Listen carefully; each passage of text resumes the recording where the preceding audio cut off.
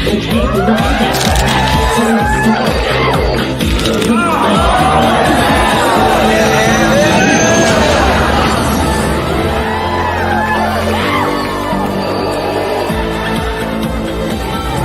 uncivilized.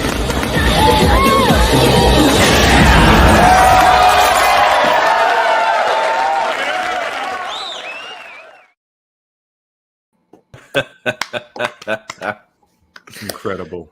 Oh man, still easily one of the best intros on YouTube.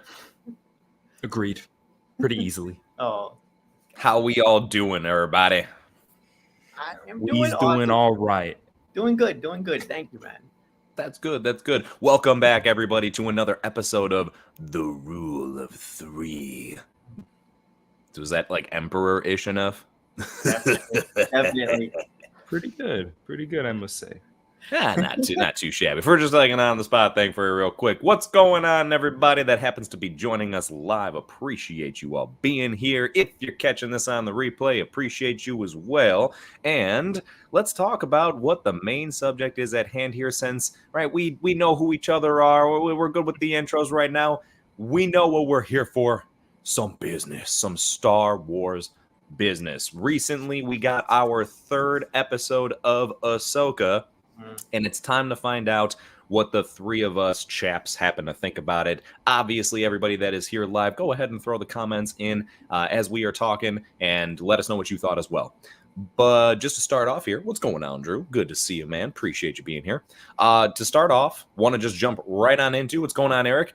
Anthony, throwing it straight to you here, man. Okay. General impressions of this third entry into the series. When I finished the episode, I was happy. I was like, this was fun. This was just straight fun. Not really a lot of problems with it off the bat. I'm sure we'll get into things or I'll come up with stuff along the way. I have a couple of points I think I want to touch on, which I guess we'll get into a little bit later. But overall impressions, very happy, super happy. And very much looking forward to next week's episode at this point. Yeah, I'm definitely with you on that. Want to see where this is going, right? That's for sure. Yeah. Jonathan, how about yourself, man? All right, let's see. Well, Anthony, you're a little bit too optimistic for me today, so let me just bring it down just a little bit. Okay. This is an episode that I hated, right? Okay. Like any Book of Boba Fett episode, I hated almost every single one of those episodes, excluding anything with the Mandalorian, of course. This was fine. Okay. I thought it was fine. It was very short, and it's called Time to Fly, quite literally, because the runtime just flies by. Yeah. I think it's literally about 29 minutes of actual content. Yeah. So it was a short episode, and because it was a short episode, there's only so much we could have done. So for it being episode 3, it was fine. I gotta say, when it did end, it did feel a little bit like the first part of something that we're gonna be getting in episode 4, possibly ending in episode 5. It seems like the first part of a tiny adventure that we're gonna be having. I don't know if that's how Ahsoka's gonna be kind of aligned. If episode 3 and 4 is going to be a story, and then 5 and 6 is going to be a story, and then 7 and 8 is going to be touching on something else, of course revolving around the bigger picture of Thrawn and Elsbeth and whatnot. But with them being stuck in this forest now, it kind of like got me thinking, all right, so 4 is going to be in this forest, and maybe by the end of 4 we'll be out of this forest, and then 5 will be somewhere else. You start breaking it down in your head, like, oh boy, like where are we going with this? I mean, I'm adjusting expectations now with Thrawn and stuff. I was hoping for more, but now I'm like, the pace that the story is going. Yes, I was happy with this episode, but the pace that this is going. Now I am thinking you guys, I think both you guys may have been saying, and even people in the chat were saying last week, we may not get much of Thrawn. So bit of a bummer because I was looking forward to that, but we'll see. I don't see him coming in the next episode at the rate we're going. Yeah, I was trying to be myself an advocate that maybe there would be a decent amount of Thrawn, but sadly, I am falling further and further away from that optimism there. It seems as though we may not be getting a huge amount of him. I mean, it's hard to say, right? It's only, again, the third episode, so you can't say much until we get there. And when we do get to that bridge, we shall cross it, my brothers. But until then, we got some other things to go ahead and chat about. I will say, as far as my quick general impressions myself, I feel like it was very... what's the best way to put this? Like a little above mid. I wouldn't call it the like. I love that. But a little above mid. So I'm the one nerding out this week on the episode. I'm the one that I think it seems like probably liked it more than you, which is okay. Let me be clear. That definitely doesn't mean that I didn't enjoy myself. I actually did. Hate from you guys. Yeah, I think it's one of those where I had a good time with quite a lot of it. There was just, if anything, I'll just mention this right away. The pacing is still a bit of an issue for me in spots, only in spots. Like the opening of the episode, which is a decent way to transition on into that. Let's just kind of jump straight into that if we good can. Place to start. Okay. Yeah, nice. let's read off. We got good old synopsis of the episode here. Ren restarts her training under Ahsoka and Huyang's guidance as she struggles with her inability to use the Force. Syndulla meets with Mon Mothma, the Chancellor of the New Republic, and a group of influential senators in order to gain permission to send Republic forces to Cetos. I hope I said that right. Is it Cetos? Cetos. We got to emphasize on that T. Despite Mothma's support, the senator refused to believe that Thrawn and Bridger are alive and deny Syndulla's request. Ahsoka, Ren, and Huyang travel to Cetos, where they discover the Eye of Sion, but are intercepted by a squadron of fighters led by Haiti and Marak. Which we found out how to say that, by the way. Marak. The group escape by flying through a pod of Purgil and land on the surface of Cetos. However, Haiti is aware... Is it Haiti? Hati? Jeez, good question. That's a good question. I think it is Hati, actually. I think it's Shin Hati. Hati is aware they are hiding somewhere in the forest. As a result, Skull dispatches his forces to hunt them down. Boom. Ooh. Very good, my friend. Quite the synopsis there. Quite the synopsis. Thank you, Wikipedia. Appreciate you. Always reliable. Absolutely reliable indeed. So with that first beginning of just Sabine's training, right, kind of kicking off with that, this was a mixed bag for myself because, again, the pacing is just something that, man, I hate to keep saying the word pacing over and over again, but until they can fix it a little bit, I'm going to keep bringing it up. Now, once again, it wasn't the entire episode, but that opening scene was a good example. There were certain things that I could appreciate that they weren't trying to rush, and I would rather they don't rush it with Sabine. I don't want her to all of a sudden just be superhero status out of nowhere. However, it's one of those situations where it's not so much that I think Sabine's power escalation is that's not what I have an issue with. It's the actual pacing of the scene that has been shown, right? Like that first scene just seems like it's drawn out for a while. I'm with you.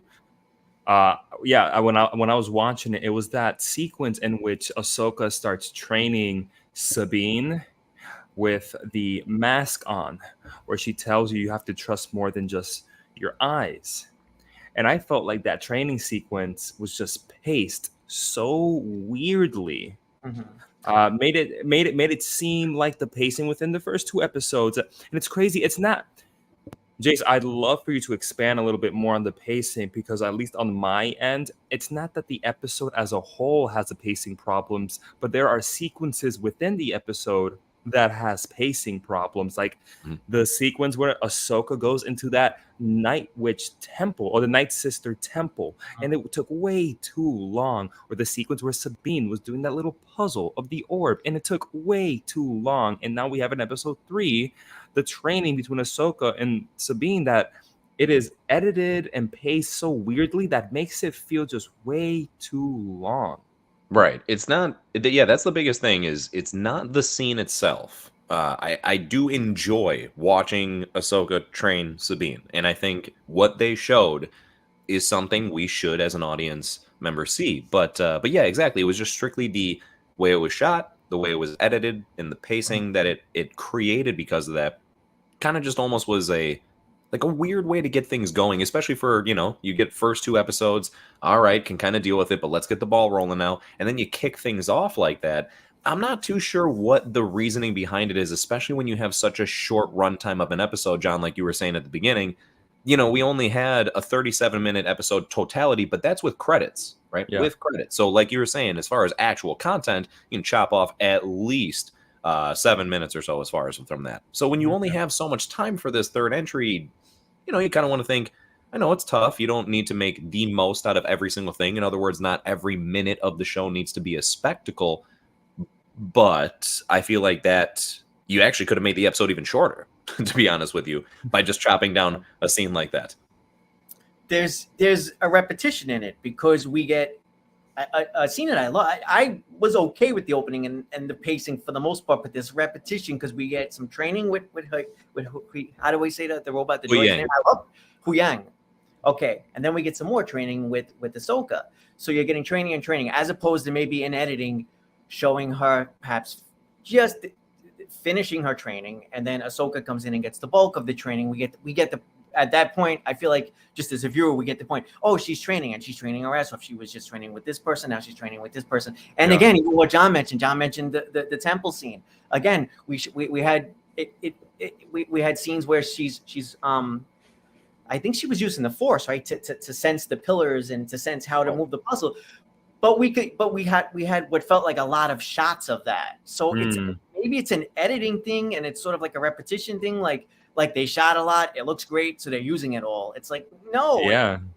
We've all done YouTube videos, so even we know times where we're repetitive, right? So we're like, oh shit, I'm saying the same thing, in different ways. I'm doing that probably right now. So, But yeah, I think I'm going to chalk it up to some editing, not even that. And I don't even hate it, but I think that's what's causing the pacing issues. Just a little tighter with the editing. That would be my say on it.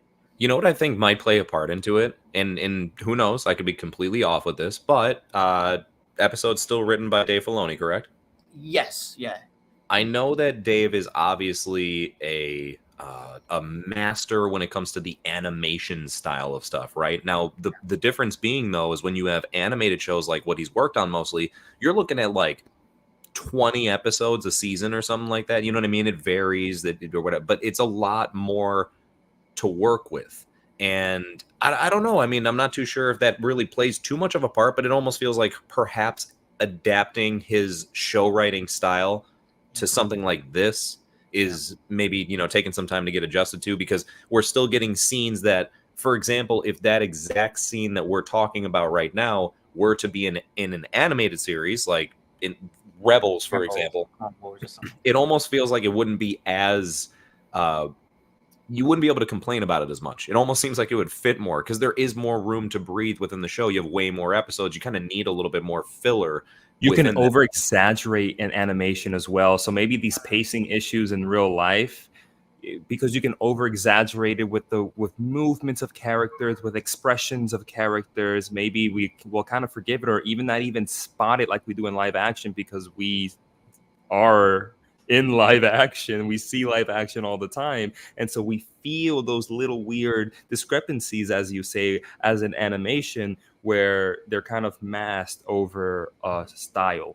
I have a nerdy question to ask you guys. Did you guys like or dislike that it was very much an homage to A New Hope with the blaster shield and Obi-Wan training? But that worked for me. It was a little bit too self-referential, but overall I'm okay with it. I mean, we had Phantom Menace. I felt like we had Phantom Menace vibes in previous episodes. So now we're getting A New Hope, and I guess sequel trilogy will be coming up. So, it's poetry, right? You'd be like, look, I was being an advocate for Sabine getting her hand cut off instead of stabbed, because I felt that was a very Star Warsy thing. So it would be wrong for me to then complain that they're paying homage to A New Hope in this episode. I thought that was cool. You know what I mean? Yeah, the little visor on the helmet thing, because it's one of those where, what I like about stuff like that is it paying homage to A New Hope?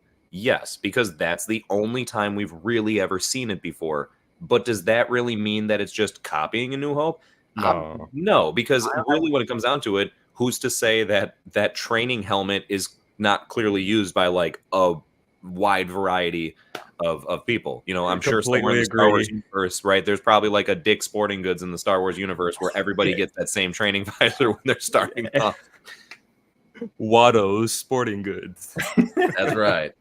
No, but it's true. I was thinking that too, Jace, because it's like, what, every time we see a land speeder, we're gonna say, "Oh, it's an homage to A New Hope." Right, yeah, right. See that exactly. That's a good example. Yeah, you can. It's cool because it makes you think of that other thing, and yes, it can kind of identify with it because that's the only time that you've seen it before, right? So there's that relatability. But yeah, it's just an in-universe Star Wars thing. It's organic enough that it's fine. It's totally acceptable. Yeah. But also on that note, damn it, if you don't stop copying other stuff, we're gonna boycott this show. Geez, that's gonna cut our whole rule of three thing like so short. The rule of three has spoken. Rule Rule 0 now. Like we get one more effing homage, and like we just three of us just sit here silently on an next stream like this. Yeah, right. Just sit there the whole time. You know what you did. And it's like, man, the next episode is like, man, this really felt like The Last Jedi, didn't it? It's all just one big homage. Oh god. No, with that being said, on a genuinely serious note here, keep the homages coming. I forgot who it was, because I'm definitely not the person who thought of this quote, but I agree with it wholeheartedly. Someone was like, "I'm a fan, so service me." Wait, right. Wrong side. There we go, right here.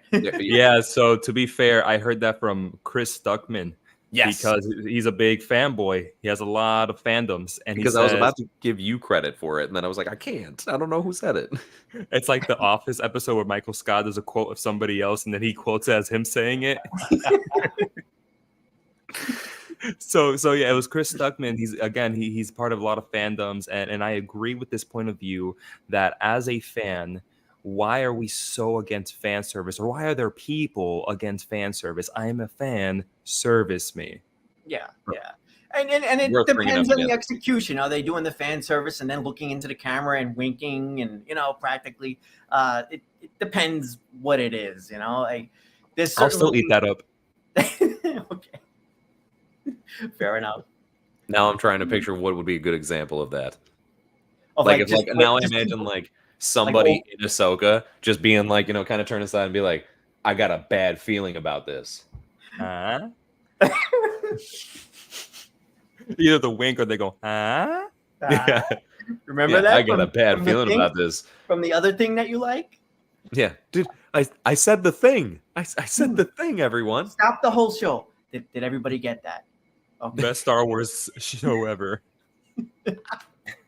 Like she just breaks character completely. But no, it's one of those where seriously, man, I do love when they do that type of stuff. It's absolutely worth putting that in there. You need, honestly, I don't see what the complaint about it is either. Yes, it can be done better, than not, and I think that's what the biggest thing is you want it to be something that genuinely fits. But at the same time, I don't see where the grounds are to just outright complain on that stuff. It's in universe. It's it's again, you need that stuff to build up the lore. But nonetheless, we got that scene. Okay, decent scene there. Sabine's training it up. She's still not doing too good, right? And kind of doing her thing, holding her own a little bit because of her Mandalorian skills, but still not really Jedi worthy. Then we happen to jump on over to a very, what I thought was kind of like unique and interesting scene because of where it took place. You guys see where that meeting took place? Yeah, little Return of the Jedi callback. Yes. That was home one, baby. Yeah. Home one, baby. They were on home one right there. Yeah, so the homies got homies on home one. Hera goes on over to make a plea to the Senate that she wants to send out forces because she believes that Thrawn is still alive. And little does the Senate know she's telling the truth, but they're like, nah, I don't think so. The only one who has any sort of sympathy there is Mon Mothma. Thought that was cool to see her pop. Very fitting. There's a personal connection there, because they fought in the war together. They've known each other for more than 10 years at this point. Yes, and she's also like the only one that even like takes it seriously because of what was just mentioned there, right? She kind of has an understanding. So when Thrawn's name is mentioned, I really like her reaction to it, actually. She's the only one that seems to get the gravity of what's taken place there. Everyone else is just kind of shrugging it off, especially that one douchebag who's just like, you just want Ezra back. And it's just like, Where is he? He's right over here. Right there. This fuck right here. You guys know who he is? You guys Yeah. So I nerded out and looked into it. So go ahead, Anthony. Oh no, well it's Senator Jono, and I don't know if I'm saying his name right, so forgive me if I'm saying it wrong. But yeah, I went on to I had a lot to say about this guy because what a douchebag. I went on to I want to credit the website I went on to. Nerdist, I believe it was Nerdist had a little article on this. Jace, you watched Resistance, right? The very slightest bit of it, I was not a fan of that show. This character is apparently the father of the lead in that show, this senator. And this is his the senator in the back who was giving her a hard giving her a hard time and just giving her shit. This is just what that guy does. He doesn't want to fight. He doesn't take sides, but once somebody wins, then it's okay. And he was called out in that scene. And apparently that happens years later because he's the senator of Hosnian Prime. Mm-hmm. And again, when the First Order, so we see decades later when the First Order is coming, is on the rise, this guy again sits back and doesn't take any control. He's doing the same thing here, and eventually Hosnian Prime gets blown to smithereens. So this character is, I guess, it's an important character. This article just came out today. I didn't know any of this, but that character just rubbed me the wrong way. I was like, who was this? Because what a prick, you know? Yeah. He really was. He's the number one villain on the show for me right now because there are people like this in life and in politics. I don't even need to pick sides. There are people like this who there's trouble coming and for whatever reason, they don't want to fight or they don't want to make moves. They just want to sort of play it safe, maybe see who wins and then they'll just continue being in charge. So yeah, that character really rubbed me the wrong way, but it was a very interesting angle. I love that we have that fight back. But I will say this: I think that Sabine and Ahsoka's friends are still going to be showing up. It's just a matter of they didn't get approved for their resources, from them. But obviously they're going to come save the day. I would assume, right? Well, and that's the thing is, so this is where I wonder actually if they're going to get some extra pull and resources from the New Republic still somehow, even though the Senate didn't give approval. And Anthony, it's tying directly with what you just said. Remember, guys, do you remember who we saw very, very briefly in Mandalorian Season 3? Very briefly in Mandalorian Season 3. He made a brief appearance at a bar. He was sitting there. It was one of those. He's a character we've never seen before. From Rebels, yeah. God, what's his name though? I'm blanking at a second.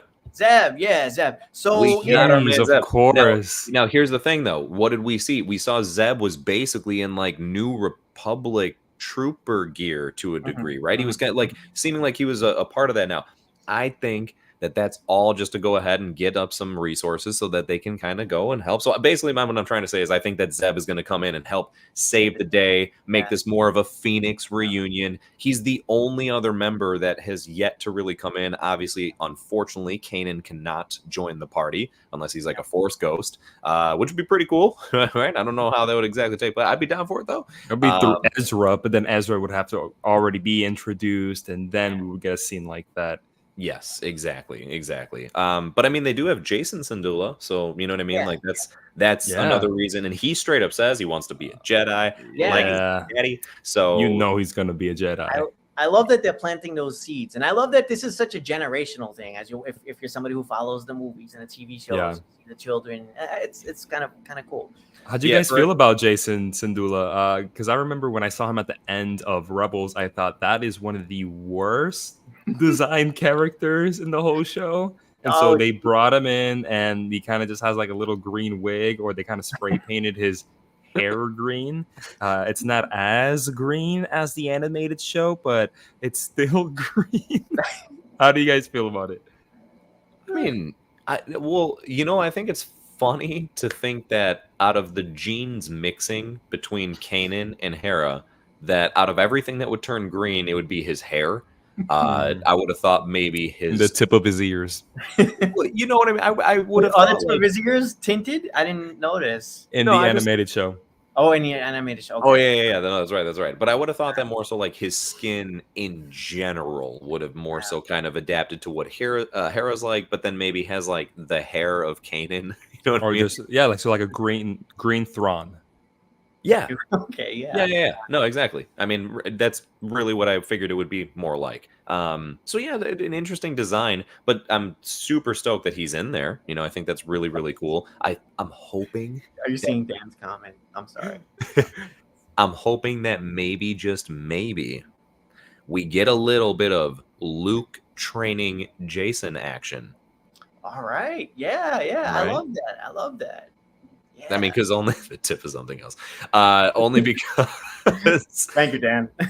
Well, only because it seems like Grogu is not really, up to be the new apprentice. So it seems like that'd be pretty fitting and cool if it was something where, like, now Luke can come in. It doesn't seem like Ahsoka would be taking up the I would say it's Ezra. Oh, I mean, yeah, that would of course be great too. Don't get me wrong. I just yeah, and that does make a hell of a lot more sense based on the totality of the show. But damn it, I really want Luke back in. I want him involved. I'm training my master's son. That's true. You know what? Just have Luke train them both. Ezra don't know everything. Ezra can be like the math teacher. Luke is the English teacher. There you go. It's a collective team effort. Well, exactly. Ezra's an inquisitor now, right? No. We're still not going. We got some lines from. We do not believe that. We do not believe the theory on the rule of three. No. Yeah, no, I do not. No, I do not. I got a better one now. Okay. Y'all ready for this?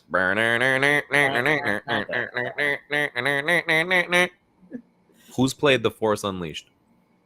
Okay, I know exactly what you're going at. What am I going at, John?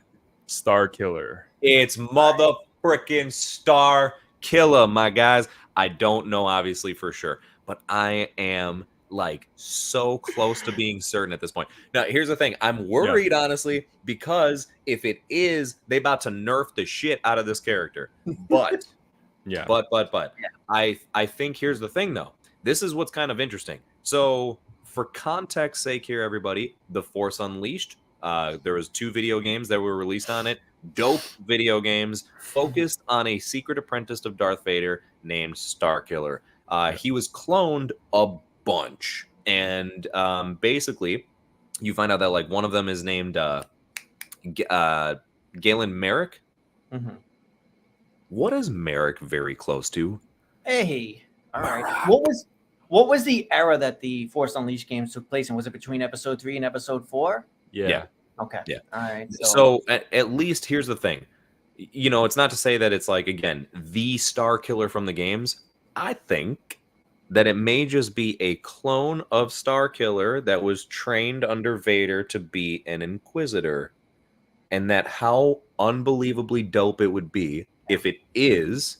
And then to see the current apprentice of Vader go against the former apprentice of Vader. Yeah, and you don't even have to expand on the lore like the Force Unleashed games do, where Starkiller is a huge character a la Luke Skywalker. You could make it something small. He could come out and say that Vader tried to have an apprentice behind Palpatine's back.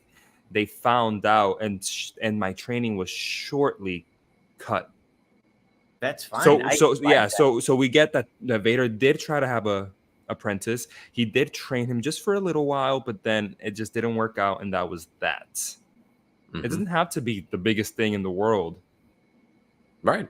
No, yeah, exactly. And that's what's really cool about it, is they can make that connection. You could technically, if you wanted, just like how we brought up, like you could do your homework.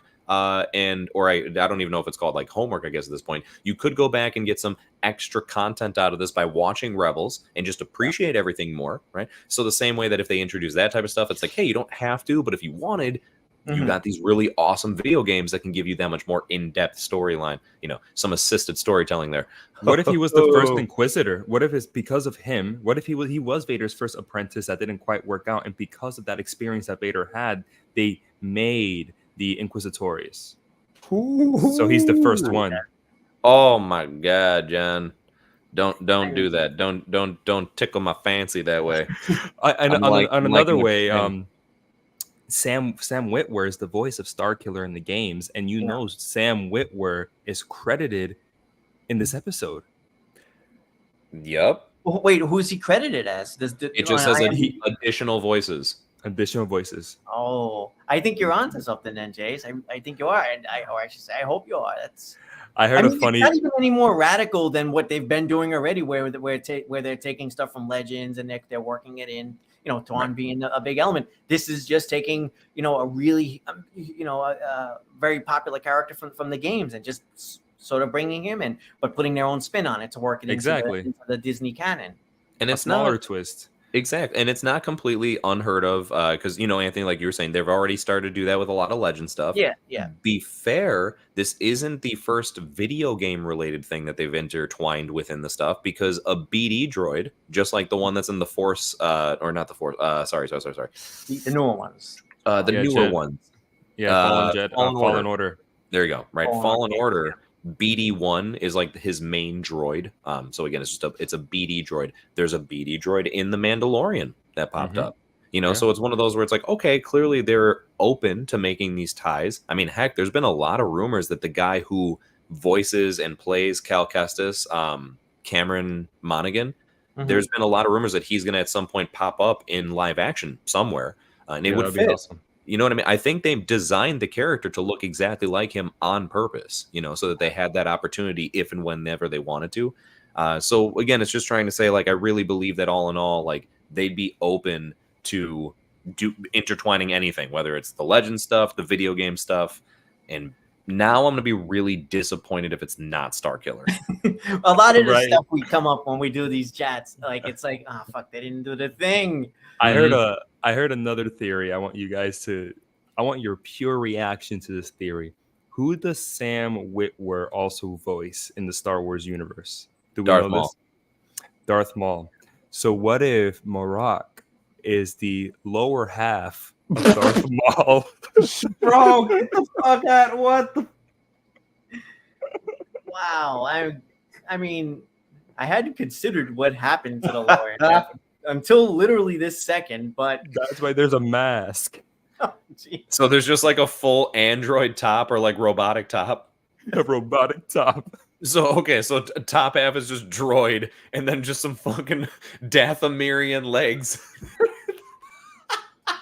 Just running around in that old school Night Sister magic or what. There we go. Very cartoony. I like it. Oh man, that would be amazing. What if when in the I'll Clone Photoshop Wars... it later. Just yeah, no, you got it now. You got it. What if in the Clone Wars series when old Daka uses the magic on, I think it's old Daka, that uses the magic on Darth Maul to like make him be kind of whole again and everything, like sane. Yeah, exactly, right. Make him sane, and then also like kind of like made his mechanical legs less spider-like into like, good legs. What if when she did that magic, somewhere out in the midst of the universe, it was also simultaneously affecting his legs? I believe that Disney Star Wars would do this. You're welcome, Star Wars. Yeah. Damn it. Just when you thought, oh no, we don't got any more Darth Maul. He died in Rebels. Hold my beer. We got a whole nother Maul for you. We got Grievous Maul. Dude, they're over here saying they're like, bro, you know how when you cut a worm in half, like both halves are like now their own thing. Nice. What if Darth Maul was like a worm, bro? He was like a worm. His legs be sentient like that. Oh my goodness, that is incredible. Wow. Can we talk about Hera's meeting with the Senate? I don't know, but we should probably talk about how my theory was correct and that everybody has the Force. Oh yeah, that is. I saw people killing each other about that on Twitter. I don't know. I guess we'll see where you guys stand. Real quick about this. We can all have our stance, no matter what anybody says. We can all have our stance. That being said, I have seen evidence. George Lucas himself saying straight up that everybody indeed has the Force, Mhm. but it's a matter of nurturing that Force, and of course, talent and skill and genetics is a way bigger part of it. Yeah. But yeah. even George Lucas says that everybody has it. That's true. That's true. And I because of that, because I heard the same exact thing, I feel like I am not allowed to have an issue with it now. I mean, that is the creator of Star Wars, dude. It's not like another person that added onto his lore. He is the dude that made the original lore. So, and it actually sounds pretty sensible of an Yeah. explanation, you know, because he made the specific example of, he said it's like karate. Like everybody could take a karate class, but not everybody's gonna like walk away from it being a master or into it and want to continue. Not everybody has, you know, John, like you were saying, like natural talent to go along with it. So I mean, that makes sense, right? Especially when they try to imply that the Force is something that is amongst all living beings, like it's something that flows throughout everything. Okay, cool. Yeah. And then just some people can master it. So you got some people that are like Anakin Skywalker, where it's like, dude's just a natural Michael Jordan on steroids. And then you got some people like Sabine, where it's like, you poor thing, you. Yeah. You're the broom kid has more aptitude to the Force. Where is the broom kid? I don't know. We The dumped that broom story kid is still in slavery. Bro, the broom It's like kid it's is like Sabine's JJ son. Abrams came along. He was like, "Yeah, I'm not following that up. I don't. No, we're moving on." From that. No broom kid. No, the broom kid is Sabine's son. Oh God. No. That's right. She becomes so masterful, and then her child is just like, yo, I could just like pull this. I just Yeah. got this. Broom Kid is an appendage of Darth Maul that he lost. That Another one? How many pieces he get cut up I into? don't know. It was only 2 pieces, right? It was only 2 pieces. Maybe it was deleted scene or something. He lost something else. You never know. You never know. Lightsabers be dangerous like that. They I mean, look at that jump that Anakin does. Like Obi-Wan freaking cut him in. He got a few arms. He got some legs. You know? That was like a good old multi-swing though thing. He was taking like a blindfolded swinging at a pinata type shit. Yeah. I was trying to make sense of what you were saying last week, Jace, about if the Force isn't everybody, then what's the point of games like Fallen Order in which we're looking for these holocrons They're the about Michael Force Jordans. sensitive? Yes, they're the Michael Jordans. You're looking for the Michael Yeah. Jordans. Yeah, 100%. No, yeah, it's true. It's true. That's exactly what I was gonna say. Yeah.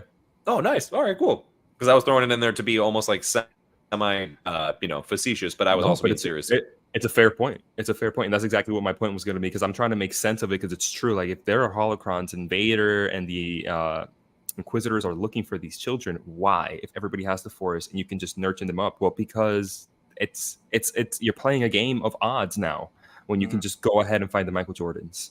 Right. I feel like it's almost like they can sense it early on, right? So it's imagine if like recruiters for sports somehow knew that your kid was going to be good at sports before they were born, or like when they were a baby, right? So it's just like, yo, that baby is going to one day just be a baller at basketball. So I'm going to need to abduct it and train the hell out of it and make sure it indeed does that. It's really weird when you think about it like that the Jedi do that, but We should do that in real life. Oh boy, I feel like there's like a dark comedy there. We'll talk about it after the stream. Talking about that though, I've got to say we got a lot of information after the fact where Wang was talking about how very few Mandalorians have been Jedi. So just one few Mandalorians. So it's not just Tar Vizsla.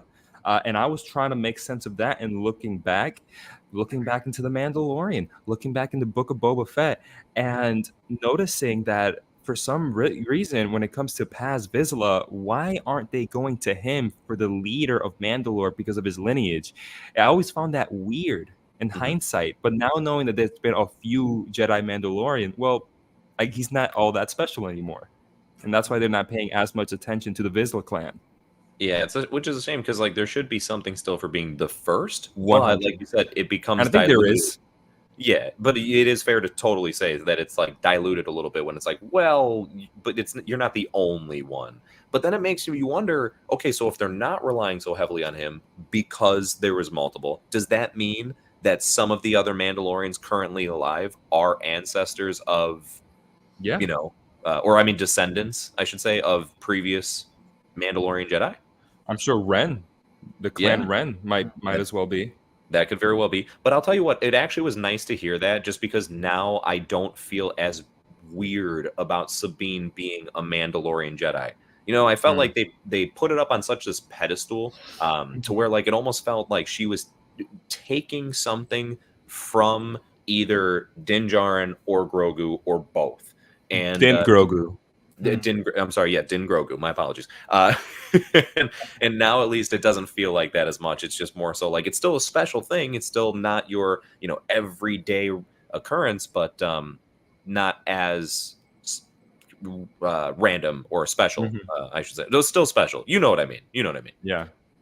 But I also like Yuang's little side remark to Ahsoka that your lineage, you guys are just some weird Jedi, and it's so true. It's like, as much as I really dig that character, it's like he I guess we'll just say tough love. He's given Sabine a whole lot of tough love. It's like he keeps reminding her that she sucks. Yeah. Because he says, you guys, oh yeah, that's true. You guys do come from a non-traditional line of Jedi, and you take it all the way back, and it's so true. Line. God, it also makes it very clear, like he's in the know with a lot of. Well, stuff. he's the oldest thing in Star Wars. He's an ancient.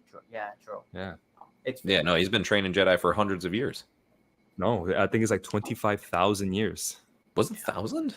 I think it's 25,000 or 100. One of those two.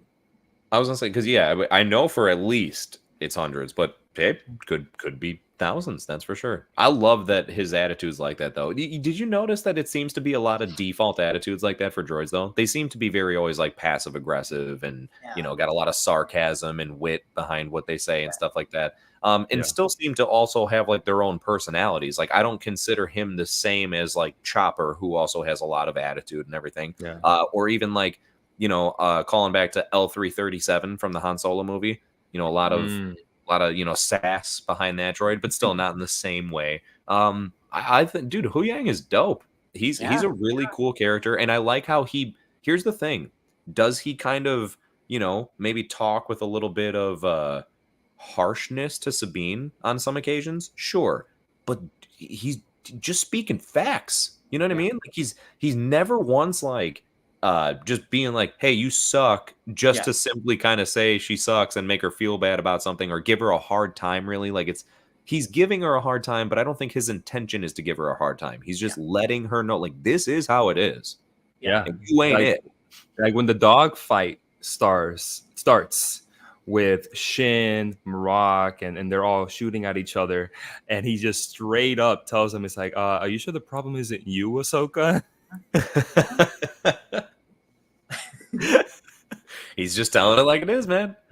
Telling it like it is. I mean, I love that they're able to have like these droids. They give them like there's a wisdom there, but yet they're also working as comic relief, which is like it's like Yoda originally, right? Where there's like some comic relief there, then he'll stop and like blow your mind with like some quote that will repeat for the next 50 years. Do or do not. There is no try. I don't know that I love that they can do that with this droid. It's another reason I love it. I love them. Concerning the dogfight, it always makes me laugh in Star Wars or any form of media, really, when you have the two main antagonists with like 2 or 3 other faceless antagonists, and you're just wondering, I wonder who's gonna get killed. Well, plot armor. Hey, we gotta. I guess I don't want to jump ahead either, but we also have a space scene with Ahsoka jumping out into space. Super Saiyan and Ahsoka. Curious. But okay, hold on. Do you guys actually have an issue with that? No, I didn't, but I was wondering because I was wondering. I was like, oh shit. When I watched it, I was okay with it, but I was like, oh boy, like I'm curious if I go online because the Leia scene from Last Jedi. Lots of people, remember that. It became like a Mary Poppins meme type thing. This is obviously a million times cooler than that. But, I haven't seen any issues. Whatever. And I didn't have any issue with it. I found that the Leia scene in Last Jedi was executed almost to look like a Mary Poppins scene, and that's why it was so funny. I found that the Ahsoka scene, though, when she's wearing her little Super Saiyan suit, the white and blue, it reminded me of Rebels. Yeah. There's scenes like this in Rebels. That's probably because something like this very similar happened in Rebels. and refresh twice. my memory. Well, let's see. So I actually was not too long ago. I was someone even just mentioned the episode, so now I feel even worse that I can't remember it. If I find it, or if I come across it before the end of this, I'll post it or something, or maybe I'll put it in the comments later or something like that. But anyway, there is 2 episodes in Clone Wars and 1 episode in Rebels where they do something just like this, where they're outside of the ship in a suit, of course, and then just managing to like either fight off some droids or whatever the case may be.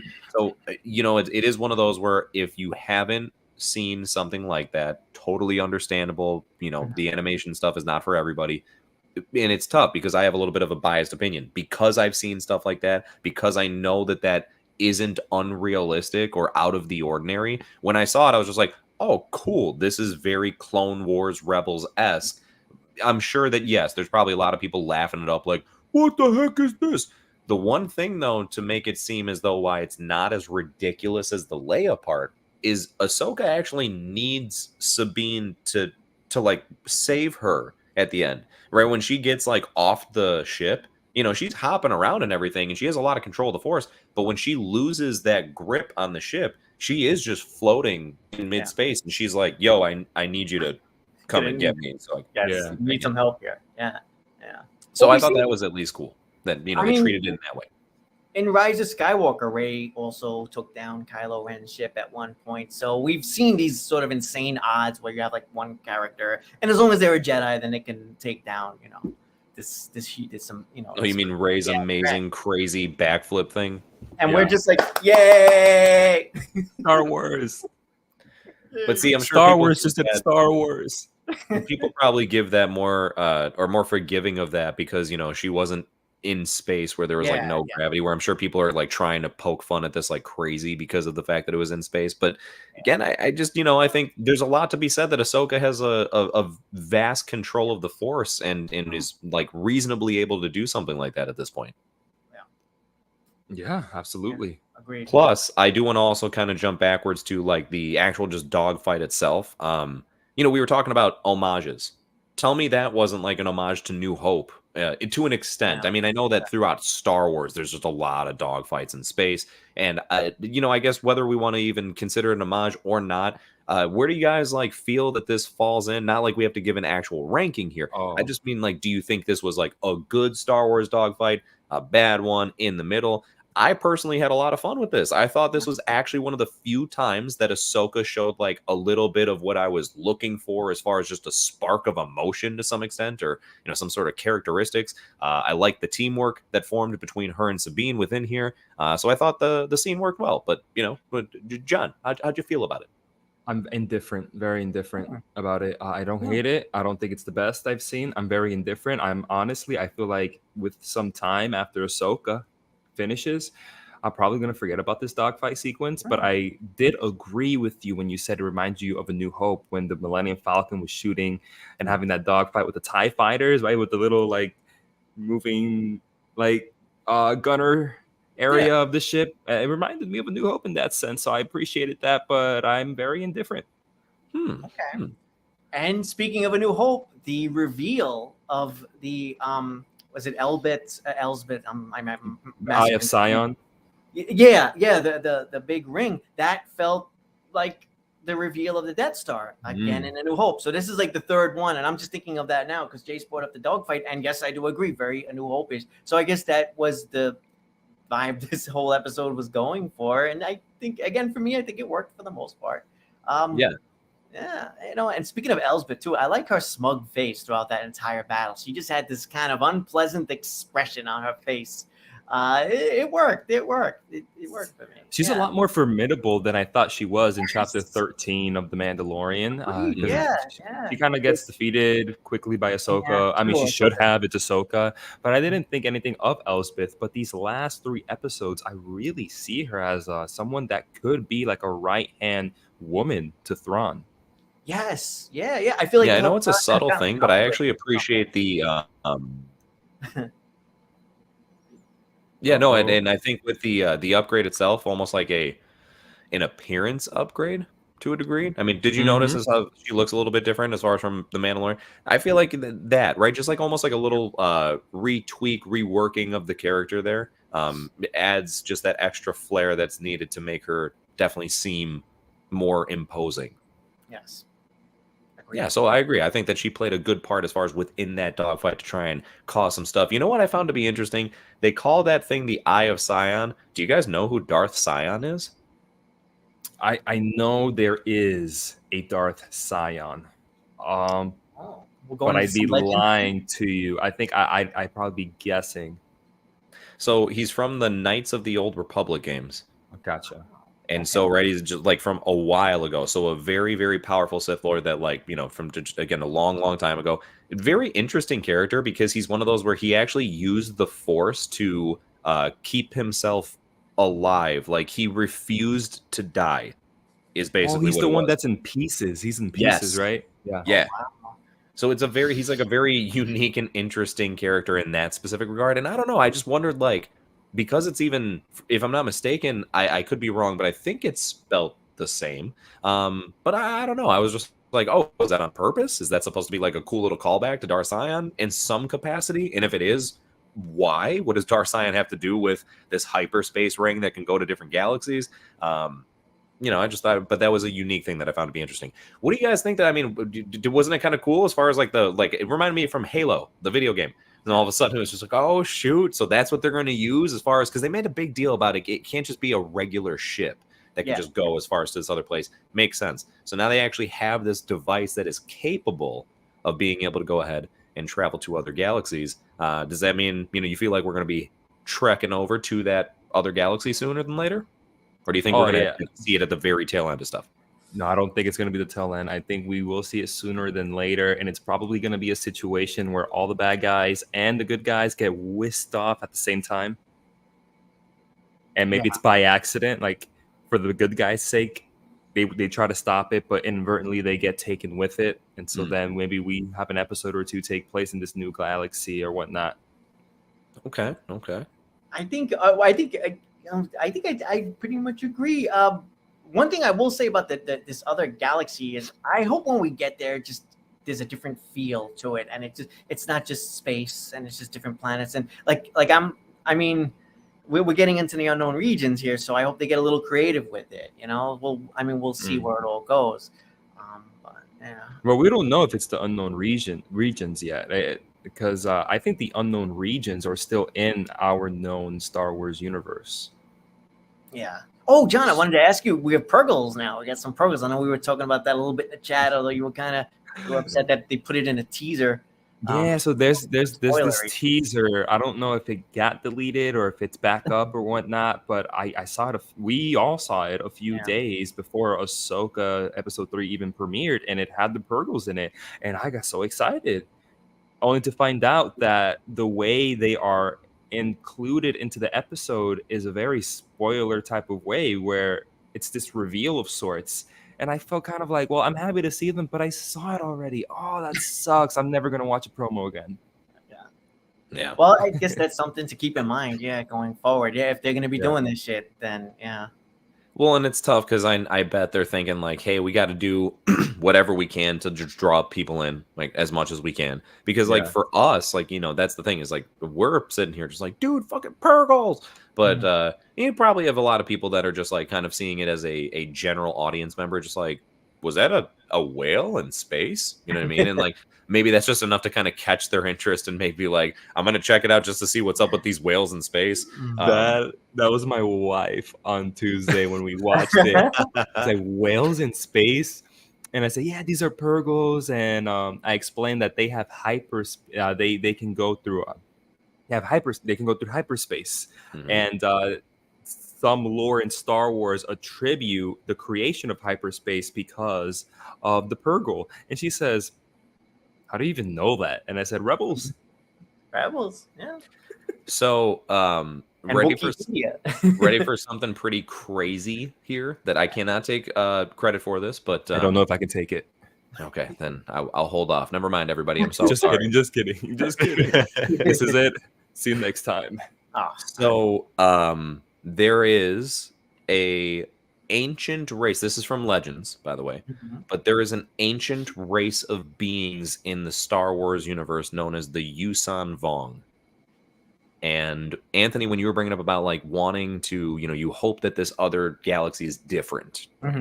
Now, granted, I feel like, of course, it's still going to be to a degree planets and just space and stuff. However, there is a lot of speculation that the Yuuzhan Vong, or I know I'm throwing a lot of names around here, but like the Grisk is also like a newer version that seems to be of them. So people are speculating it's one of the two. But the Yuuzhan Vong specifically were these creatures or beings that like hated and despised technology. So all of their stuff that they used was like organic things such as the Purgles. Right. So instead of like having, per se like ships like we build, they would have organic creatures that could travel at hyperspace and stuff like that. That's so cool.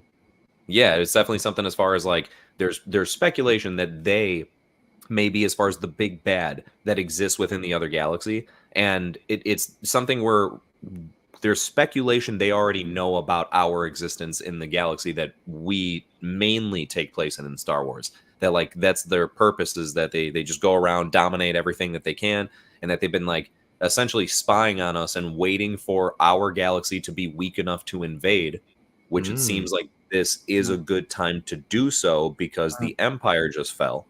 Yeah. And right, and then in the New Republic's very shaky with where it is right now. And so there's a lot to say that they think that they've been essentially more or less spying on our galaxy, and again they feel this is the proper time to invade, and that Thrawn is going to be at the head of said invasion, if you will. Or the even bigger theory that I think is I actually side with a lot more is instead of Thrawn heading the invasion that they're doing, Thrawn is the only one that knows about the impending danger of the Yuuzhan Vong or the Grisk. Therefore, Thrawn, the reason why he's trying to bring the Empire back isn't because he cares so much about ruling the galaxy like the Emperor. He knows that that is the only way to defend the galaxy against the impending threat that's coming from this other galaxy. Yeah, and a byproduct is that he'd be heir to the Empire. Is a byproduct. But it also is going to make it very, if they go with this, very unique of a storyline to stick with, and very interesting as a audience member, because now you can't like outright disagree with what he's doing there. He clearly has good intentions. He's trying to, for the sake of everybody, like save everything. And it's like, all right, well, we don't want the Empire back, but dude, what else are we going to do? So I feel like that's a very cool like way to turn the story, and I hope that they end up doing that and keep these other alien races in there that have this overly dominating characteristic that seems like it would truly be a threat as to why you wouldn't be able to help but kind of side with Thrawn as much as side with the good guys that we know, where they have to kind of band together in, I guess, a little bit of a cheesy way for a larger evil, but it seems like a pretty cool way in my opinion, honestly. That's a big theory. And we need a big conflict to sort of take place to keep. I mean, we have a few decades between where we are now versus the sequel trilogy, and like a war at that level, in the stars, and and people, like people probably switching sides, and there's twists and turns along the way. Yeah, that's more than enough to fill out the next couple decades, and that sounds awesome to me potentially. And I can't help but throw on this also, and anybody correct me if I'm wrong on this, but I am nearly positive that the Yuuzhan Vong they're like known in the Star Wars universe for creating star maps. Okay. Specific, and when they show images of it though, it looks exactly like the star map that Morgan Elsbeth pulls up with her magic, right, to show the new. So it's like, dude. Like this is connecting way too much between that, the Purgles, just there's so much kind of lining up here where it just almost feels like what else would they be doing? So this could be completely wrong. Take it with a grain of salt, but I think that is something that is really going to be leading up to what is taking place in the show and past the show. The closing credits, we see that star map again, so they are stressing that star map. You know what I mean? So that would be cool. That's a big theory. Like you're talking about this. This is our new saga of Star Wars. Yeah. Not merely a few episodes or a show. Right. So, I so mean, yeah, I feel like in the end, Ahsoka's gonna just kickstart us into like this big movie or something. I really do. Like, especially with all the seeds that we're talking about that they are probably planting here. I sure hope that would be really cool. Yeah. Real quickly before we move out of like the whole Purgles, right? I wanted to go into this because I heard this somewhere, and I just again, this whole Ezra being Marok is that somebody was watching this episode with the subtitles and audio description on, and they decided to specifically point out that Marok was looking at the Purgles. Okay, well, I mean, they're giant space whales. They would Thank you. Attention too, but and so you already know those pro Ezra is Marok people are saying that is more evidence that Ezra's Marok. You killed our host with that. You killed him. Oh wait, there he is. He's okay. Yo, scraping the bottom of the barrel much, my guys. I mean, the Purgle poop. No, and it's like because you could, and the reason he turned his head to the right, not the left, was because, come on, man, you kidding me with that? Here's Jace with this amazing theory about the Grisk and the Yuzon, like taking us into a new saga of Star Wars, post Clone Wars, post Empire, and then there's this whole subsect of people saying, "Oh, hey, look at the space whales," and. So I still can't believe. I would love to sit down. Watch them be right.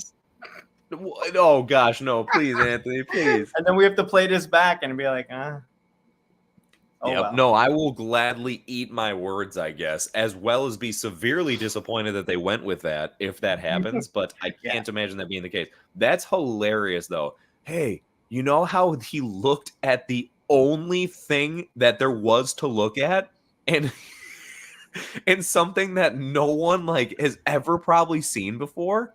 Yeah. That's like, I don't know, man. That's like if someone went to Canada and the Northern Lights were showing, and someone was like, "Hey, I think this person has some sort of connection to something else because he looked at the Northern Lights." Motherfucker, it's the Northern Lights. Who's not going to look at it? How could you miss something like that's a not the best analogy there, but still the point stands that's ridiculous. On a lighter scale, we can do this very quickly. What do we think about the design of the Purgles? Because I thought it was incredible. They look awesome. I love the look of the whole show. It feels cinematic to me, man. I think they're killing it visually. I really do. I think they're knocking it out of the park. I agree. Yep, 100%. I totally agree. No, thought it was a great way to bring exactly what I pictured from animation. It's a little bit, I feel like, sometimes easier to do with creatures or animals or whatever, but yeah, done very, very well. Thought it was translated perfectly to screen. I can't wait to see kind of like hopefully even more of them, because we almost get like a mix of images passing by and everything like that. But yeah, really, really well done. Looked super cool. In the chat, Eric is asking about Marok. As Marok, the Sith apprentice girl. What is her name? I'm forgetting. To answer your question, no. But what is her name again? Yeah, Barasofi. No, wait, Sith apprentice girl. Shin Hati. Thank you. Yeah, we'll get the names down, or I'll get the names down at some point. Yeah, by the time the show's done, and by the time episode 8 rolls around, we'll have this down for sure. Marok is the one, Eric, with the mask on, who's probably Ezra. No, he's not Ezra. He's not Ezra. Yeah, we were talking about Marok. Yeah. we have no idea who Marok is. I don't want to leave him. I don't want to leave him hanging. It's all good. But it was good seeing the Purgles, and I loved how Ahsoka and Sabine had this look on their face because they haven't seen them in like 10 years. Mm-hmm. Last time they saw them was when Ezra and Thrawn got taken away. That had to be a pretty emotional moment, actually, given the fact that because of that, right? So talk about the memories that it must bring back. I mean, Sabine mentions it later on, so it's got to be something that really resonates with them for sure. To be like, holy crap, making me think of Ezra even more now. It's such an emotional moment. I saw it again, just that clip when they get taken away by the Purgles, and Ezra's last words being, "May the Force be with you always," and boom, and then it's followed by just silence. Yeah, silence. People are like, "What just happened?" And that's the end. That's the end of Rebels. On that note, Yeah. what did you guys think of the recreation of the scene when Ahsoka's with Sabine and they decide to go off onto this adventure that they sort of recreate? Oh, in episode 2. I forget if we touched on it last week. I don't know if we did, but I thought that was done really well too. Yeah. I think they added a little Not bit more. 100% consistent, but Yeah, not consistent, but it was fine. I had nothing against it. I did want to jump onto like the complete opposite end. It's a very small moment, but it's the only Balin that we get in this episode, which is the tail end of everything. But I feel like it does, even though it's such a small thing, and he speaks like one line, it still manages to add something to his character, which is the development of his hesitancy to take down Ahsoka. It does. I mean, don't get me wrong. He sends the droids, right? Yeah. But I don't know. Is it just me? Maybe I'm looking too far into it, but I feel like his performance depicts the fact that he's not exactly thrilled to send these droids to go kill Ahsoka. Like he's not looking at them at all. He's not saying it menacingly. It's more so like he's saying it like all right, look, I don't want to do this, but go ahead and just get this done and over with before I got to think about it too much more. Yeah. I pretty much agree. Well, it's also Ray Stevenson too. It's the dude is just acting his ass off.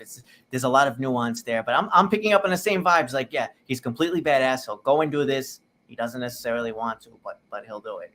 And man, you feel the freaking threat. You're like, I get it. Our main heroes have their plot armor or whatever, but still, he feels pretty badass at this moment. We have a new person in the chat, Joseph. I just catching that. Sorry. Hey, What's up, Joseph? That's cool. How you doing, Joseph? What's going on, Joseph? Thanks for being here. Oh, perfect timing then. If you just got done watching all 3. Yeah, for sure. He said he's confused about a few things, but Joseph, you're catching us toward the ending. So if you just want to stay on a little bit more, once we end, you can go right back to the beginning. Maybe we'll answer some of those questions.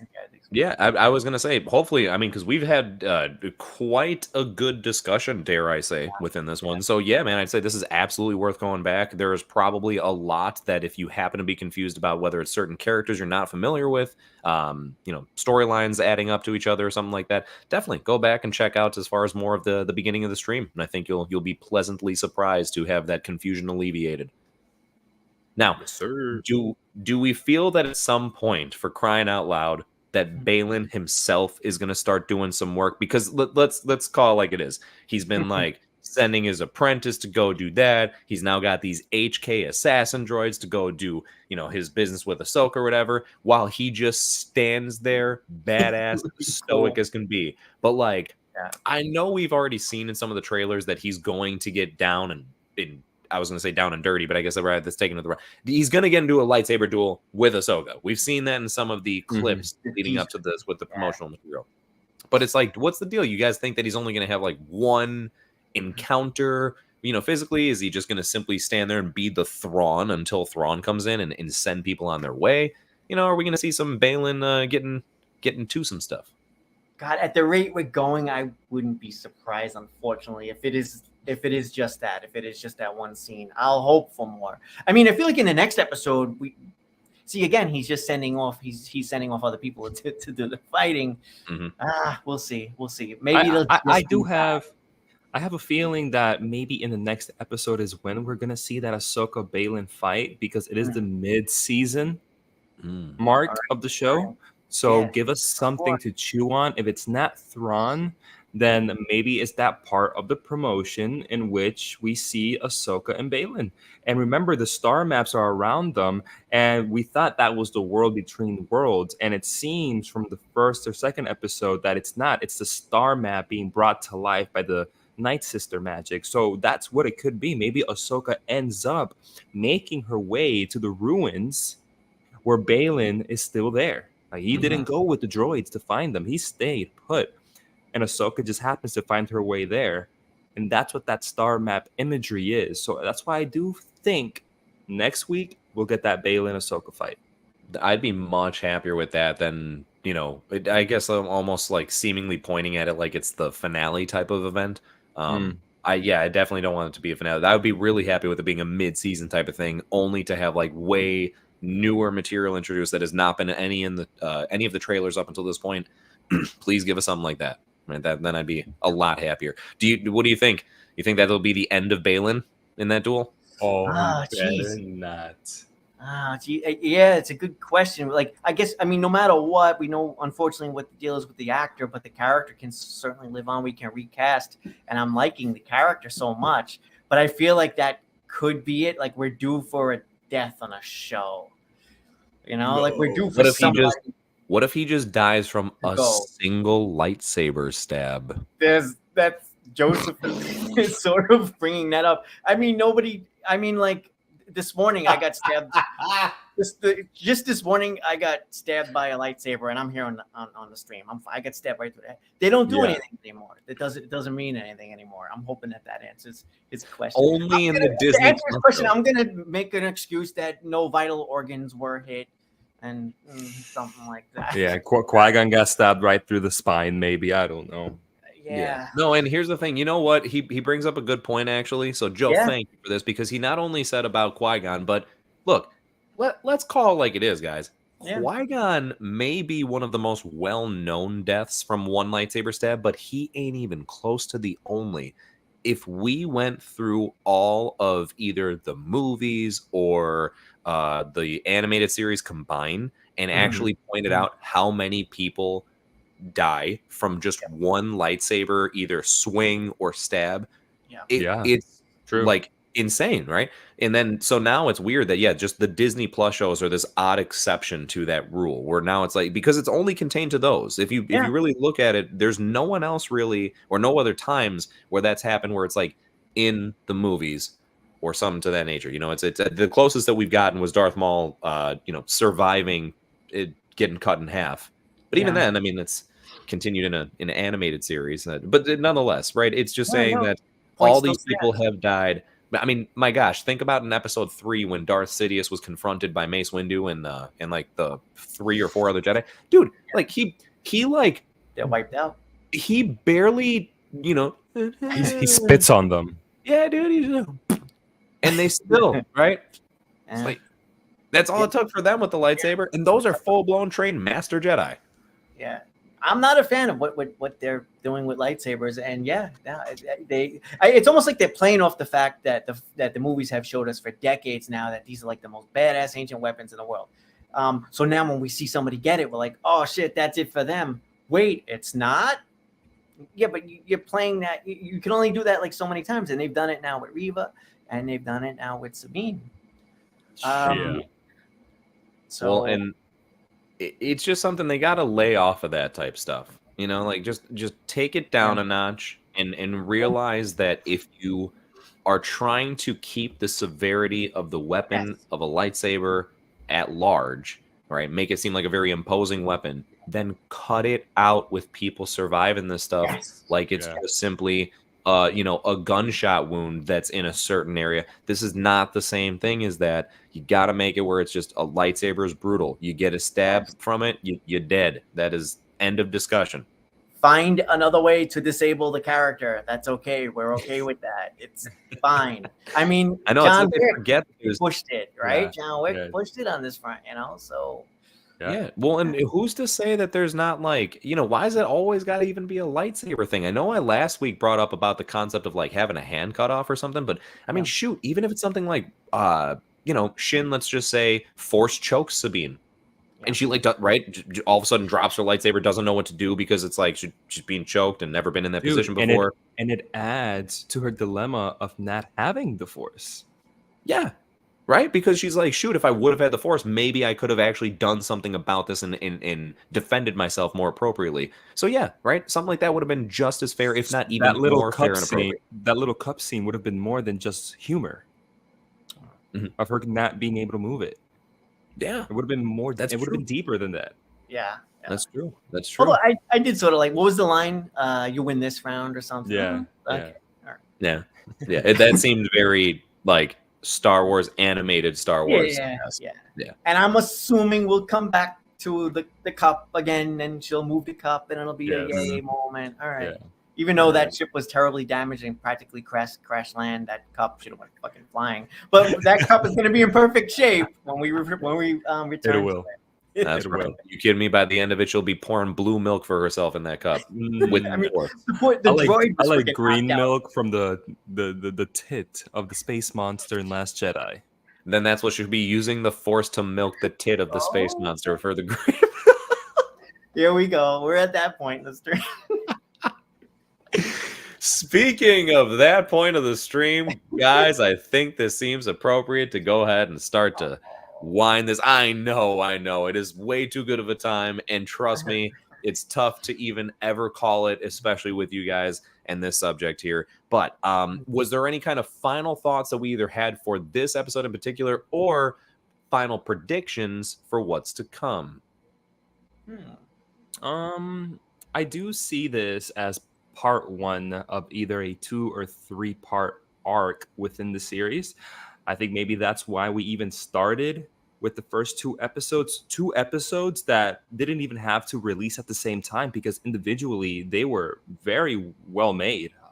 Unlike some other Star Wars shows, you needed that dual premiere in order to be invested with the series. But I didn't think you had to do that with Ahsoka. Maybe it was just them showing us the structure, that maybe this is going to be a 2-episode structure. Kind of reiterating what I was saying at the beginning of the stream about, yes, there is a bigger theme around everything. There is a bigger conflict that will tie all these arcs together. But that's where we're heading. So, yes, this episode was short. I was okay with it. I didn't love it like Anthony loved it, right? Yeah. But I saw it as part 1. And I think next week we're going to finish this little arc in Cetos, and we're going to move on somewhere else. Maybe we're going to go to Peridia after this. Who knows? Okay. So yeah, we'll get a lot of more distinctive understanding of that by the time we get to next week. So that'll be something to circle back to for sure.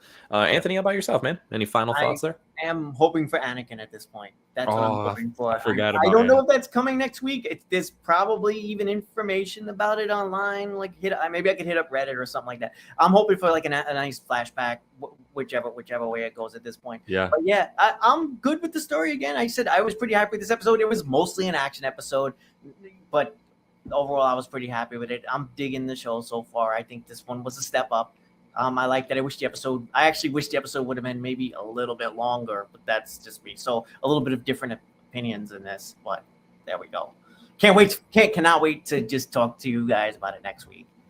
Definitely. I think that probably, if anything, they could have made it longer if they would have changed, like we brought up at the very beginning, some of the pacing with the editing of stuff, and instead, like, shorten some stuff down, make it short, sweet, simple to the point for where it needs to be. Yes, it needs to be drawn out a little bit here and there, but then give us a little bit more if possible. I know it's always easy to ask for more, but then, like, extend it out just a little bit more that can kind of beef up what we're seeing here. But nonetheless, I also am just going to kind of reiterate in the briefest of ways as far as final thoughts. I'm sticking with, again, although I can't take by all means full credit for it, that one theory that leads into the concept of either the Yuuzhan Vong or the Grisk, some ancient alien race that is set on kind of not just planet domination, galaxy-wide domination, multi-galaxy-wide domination. So they've kind of taken over their place. They want to come and get us. Thrawn, surprisingly enough, I'm actually picturing is going to be our knight in shining armor that everyone is going to have mixed feelings on and not know what to do, because he's going to be the only one that reasonably believes that there is a threat large enough to take us down as a galaxy, and he knows that building up the Empire again is one of the only ways to have us be strong enough to do that. Now, ready for one last element to throw in? I think that Ezra is going to be sided with him. I think when we meet back up with Ezra and Thrawn, they are going to be very unlikely allies.